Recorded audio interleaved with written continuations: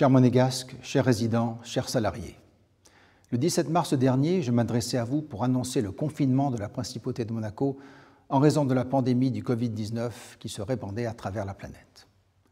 Notre mode de vie est, depuis cette date, considérablement bouleversé pour faire face à l'une des plus graves crises sanitaires de l'histoire du monde.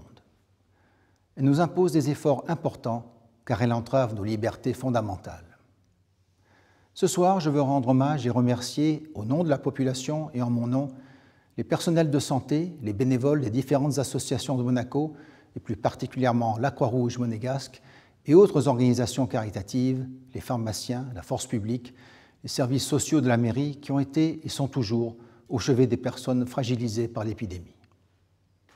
J'associe à ces remerciements les personnels des dizaines de métiers qui ont assuré la continuité de notre vie quotidienne, que ce soit dans le domaine de l'alimentation ou de l'entretien des voiries, que ce soit dans les missions de sécurité et d'urgence ou dans un rôle d'accompagnement de nos entreprises et de leurs salariés.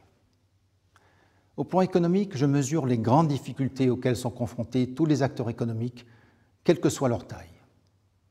C'est la raison pour laquelle mon gouvernement a pris, sous mon autorité, des dispositions sans précédent pour soutenir notre tissu économique et social. Des mesures d'accompagnement et de soutien ont déjà été mises en œuvre en faveur des entrepreneurs, des salariés des secteurs publics et privés. D'autres sont en cours d'examen. J'ai demandé à mon gouvernement de poursuivre le dialogue et la concertation avec les différents acteurs économiques. Je salue la diligence des élus du Conseil national qui ont voté dans des délais très courts plusieurs lois, dont celle d'un budget rectificatif permettant la concrétisation de l'action de mon gouvernement. Je tiens à remercier chacune et chacun d'entre vous pour le respect des règles strictes de confinement mises en place depuis 6 semaines. Cette discipline collective a permis de contenir la progression de cette pandémie sur notre territoire. Nous devons cependant déplorer 4 décès depuis le début de l'épidémie, dont celui d'un résident de la Principauté. Aux familles, je tiens à dire que nous sommes à leur côté dans ces moments douloureux. Ces efforts, ce sens de la responsabilité et de la solidarité, l'efficacité des décisions prises par mon gouvernement nous permettent désormais d'envisager la fin de ce confinement strict à la date du lundi 4 mai prochain à 6 heures. Si l'épidémie semble sous contrôle en Principauté, elle est cependant toujours très présente. Nous allons devoir apprendre à vivre avec ce virus car il n'y a encore ni remède éprouvé, ni vaccin. Le retour à une vie d'avant le Covid-19 sera long, contraignant, difficile. Il nécessitera de procéder graduellement, par étapes et sous conditions. En concertation avec la communauté scientifique et médicale, nous nous assurons en permanence que la circulation du virus reste sous maîtrise et que notre santé sera préservée. Le gouvernement agira avec pragmatisme et prudence, comme ce fut le cas pour le confinement. J'attends de tous une coopération et le respect des conditions imposées lors de chacune des phases de cette levée de confinement, car toute détérioration de la situation sanitaire pourra retarder ce retour à une vie presque normale. Le gouvernement détaillera demain les modalités prévues de ce plan en 3 étapes programmées pour les semaines à venir, afin de permettre la remise en marche de notre société dans toutes ses composantes. Parmi ces mesures, il y aura notamment la très forte recommandation du port du masque dans l'espace public.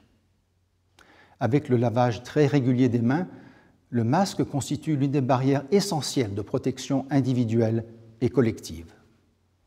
C'est pour cette raison, notamment, que le gouvernement, avec l'aide de la mairie, distribue en ce moment des masques à l'ensemble des résidents de la Principauté. Certains de ces masques sont fabriqués dans notre pays grâce à la mobilisation d'entreprises monégasques et de leur personnel. Par ailleurs, d'autres sociétés locales ont aussi modifié leurs productions habituelles pour se concentrer sur la fabrication de gel hydroalcoolique. Preuve, s'il en est, que nous pouvons être fiers de cet engagement national dans le sens de l'intérêt général. Je fais confiance à chacune et à chacun d'entre vous pour jouer pleinement le rôle qui est le sien afin de participer activement à la lutte contre l'épidémie et à la relance de notre économie. Il s'agit de notre santé, de nos emplois, de notre avenir et de celui de nos enfants. Le défi qui nous attend est immense. Il nous faudra du temps, de la patience et de la rigueur. J'ai confiance en vous, en nos capacités d'adaptation à toutes ces contraintes, en nos moyens et en la solidité de notre modèle. Nous surmonterons ensemble cette épreuve qui nous rendra, j'en suis certain, plus forts encore. Restons unis, confiants et plus que jamais solidaires. Forte insieme, viva Monego!